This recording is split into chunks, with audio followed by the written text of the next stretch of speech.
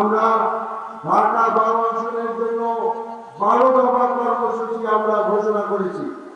তার প্রথম দফা হলো একটি সন্ত্রাস দুর্নীতিমুক্ত ঢাকা 12, বিশেষ করে কারওয়ান বাজার, মহাখালী বাস স্ট্যান্ড, শিল্পাঞ্চল সহ সকল অঞ্চল থেকে আমাদের মার্কেটের হকার, তেজগাঁ কলেজের সামনের হকার, ছোট বড় চালাবাজদের ক্ষেত্রে অতিষ্ঠ করে তুলছে।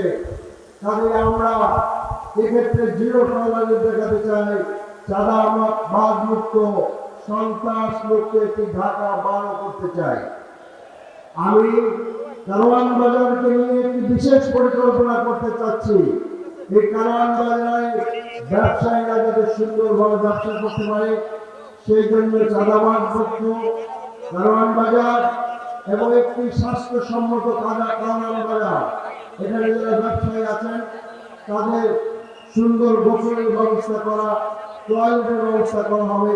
যারা এখানে আপনার শ্রমিকরা আছেন তাদের ন্যায্য পাওনাও আমরা দিতে চাচ্ছি।